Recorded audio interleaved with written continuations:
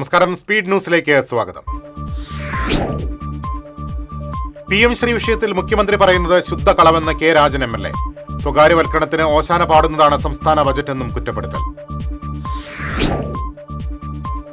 സംസ്ഥാന ബജറ്റിലെ പ്രഖ്യാപനങ്ങളിൽ പ്രതീക്ഷയോടെ തൃശൂർ നഗരം.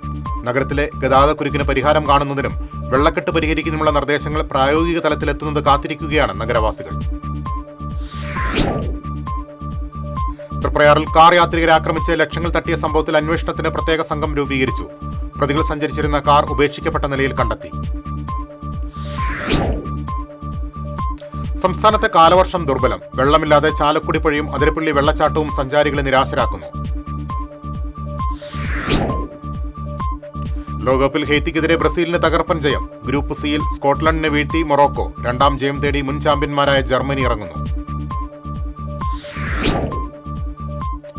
ബ്രസീൽ സൂപ്പർ താരം നെയ്മർ കളിക്കളത്തിലേക്ക് മടങ്ങിയെത്തുന്നു. സ്കോട്ട്ലൻഡിനെതിരായ മത്സരത്തിൽ താരം സ്ക്വാഡിൽ ഉണ്ടാകുമെന്ന് പരിശീലകൻ കാർലോ ആഞ്ചലോട്ടി വ്യക്തമാക്കി. കേന്ദ്ര സാംസ്കാരിക വകുപ്പിന്റെ മോഹിനിയാട്ടം സീനിയർ ഫെലോഷിപ്പ് ലഭിച്ച കലാമണ്ഡലം ഡോക്ടർ ധനുഷ സന്യാലിനെ എൽത്തുരുത്ത് വികസന സമിതിയുടെ നേതൃത്വത്തിൽ ആദരിച്ചു. വാർഡ് കൌൺസിലർ കെ രാധാകൃഷ്ണൻ, വികസന സമിതി കൺവീനർ KP സുരേഷ് തുടങ്ങിയവർ പങ്കെടുത്തു. ശ്രീനാരായണപുരം പതിയാശ്ശേരിയിൽ വീടാക്രമിച്ച് ഗൃഹനാഥനെ മർദ്ദിച്ച കേസിൽ രണ്ടുപേരെ മതിലകം പോലീസ് അറസ്റ്റ് ചെയ്തു. പത്താഴക്കാട് പറപ്പറമ്പിൽ യൂസഫിന്റെ വീടിന് നേരെയാണ് ആക്രമണമുണ്ടായത്. നീറ്റ് UG പുനഃപരീക്ഷ നാളെ നടക്കും. ഇന്ത്യയിൽ 551 നഗരങ്ങളിലും വിദേശത്ത് 14 നഗരങ്ങളിലുമായി 22.79 ലക്ഷം വിദ്യാർത്ഥികൾക്കായാണ് പുനഃപരീക്ഷ നടത്തുന്നത്. ഉച്ചകഴിഞ്ഞ് 2 മുതൽ വൈകിട്ട് 5:15 വരെയാണ് പരീക്ഷ. വിവിധ പരീക്ഷകളിൽ ഉറുദു 1ാം ഭാഷയെ പഠിച്ച് ഉന്നത വിജയം നേടിയ വിദ്യാർത്ഥികളെ കേരള ഉറുദു ടീച്ചേഴ്സ് അസോസിയേഷൻ തൃശൂർ ജില്ലാ കമ്മിറ്റി അനുമോദിച്ചു. മേയർ ഡോക്ടർ നിജി ജസ്റ്റിൻ ഉദ്ഘാടനം ചെയ്തു. ഇന്ധന വിലവർദ്ധനയ്ക്കെതിരെ KSKTU കയ്പമംഗലം വനിതാ സബ് കമ്മിറ്റിയുടെ നേതൃത്വത്തിൽ അടുപ്പുകൂട്ടി സമരം നടത്തി. കാളമുറിയിൽ നടന്ന സമരം KSKTU Nattika area secretary KC Sudha ഉദ്ഘാടനം ചെയ്തു. വടക്കാഞ്ചേരി ജില്ലാ ആശുപത്രിക്ക് സമീപം ബൈക്കിന് പിന്നിൽ ടിപ്പർ ഇടിച്ച അപകടം. അപകടത്തിൽ ആർക്കും പരിക്കില്ല. പ്രായപൂർത്തിയാകാത്ത പെൺകുട്ടിയെ ലൈംഗികമായി പീഡിപ്പിച്ച കേസിൽ പ്രതിക്ക് ജീവപര്യന്തം തടവും 2.5 ലക്ഷം രൂപ പിഴയും ശിക്ഷ. ചെറുതുരുത്തി സ്വദേശി പൂളയ്ക്കൽ പറമ്പിൽ ഹസനെയാണ് വടക്കാഞ്ചേരി അതിവേഗ പോക്സോ കോടതി ശിക്ഷിച്ചത്. അതിഥി തൊഴിലാളികളെ തട്ടിക്കൊണ്ടുപോയി പണവും മൊബൈൽ ഫോണുകളും കവർന്ന സംഘത്തെ എരുമപ്പെട്ടി പോലീസ് അറസ്റ്റ് ചെയ്തു. ആദൂർ സ്വദേശികളായ അബ്ബാസ്, അബൂബക്കർ, മണ്ണാർക്കാട് സ്വദേശി മുഹമ്മദ് ഫാനാൻ എന്നിവരാണ് അറസ്റ്റിലായത്. വടക്കുംനാഥ ക്ഷേത്രത്തിന്റെ കിഴക്കേ ഗോപുരത്തിന് സമീപമുള്ള മരം മുറിക്കാൻ ആരംഭിച്ചു. നൂറ്റാണ്ടുകൾ പഴക്കമുള്ള ഗോപുരത്തിന് മരം ഭീഷണിയാകുന്നതായി TCV വാർത്ത നൽകിയിരുന്നു. ആധാരമെഴുത്ത് അസോസിയേഷൻ സംസ്ഥാന കമ്മിറ്റിയുടെ നേതൃത്വത്തിൽ മന്ത്രി OJ ജനീഷിന് കൊടുങ്ങല്ലൂരിൽ സ്വീകരണം നൽകും. ഞായറാഴ്ച നടക്കുന്ന സ്വീകരണ ചടങ്ങിൽ 4000-ലധികം ആധാരമെഴുത്ത് തൊഴിലാളികൾ പങ്കെടുക്കും. വായനാ ദിനത്തിൽ അയനം സാംസ്കാരിക വേദിയുടെ ആഭിമുഖ്യത്തിൽ ആര്യമ്പാടം മോഡൽ സായംപ്രഭ ഹോം അംഗങ്ങൾക്ക് പുസ്തകങ്ങൾ നൽകി. കോർഡിനേറ്റർ അഡ്വക്കേറ്റ് MR മൗനിഷ്, ജില്ലാ സാമൂഹ്യനീതി ഓഫീസർ KR പ്രദീപിന് പുസ്തകങ്ങൾ കൈമാറി ഉദ്ഘാടനം നിർവഹിച്ചു.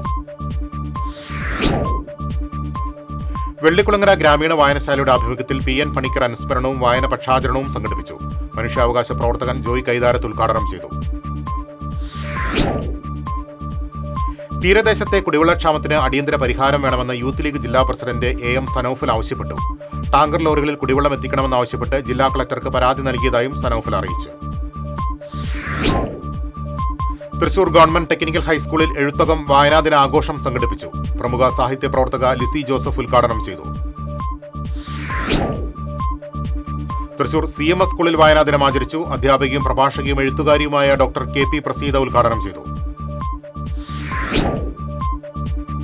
വടൂക്കര സന്മാർഗദീപം വായനശാലയിൽ നടന്ന വായന പക്ഷാചരണം എഴുത്തുകാരൻ ED ഡേവിസ് ഉദ്ഘാടനം ചെയ്തു. പ്രസിഡന്റ് തിലകൻ കൈപ്പുഴ അധ്യക്ഷത വഹിച്ചു.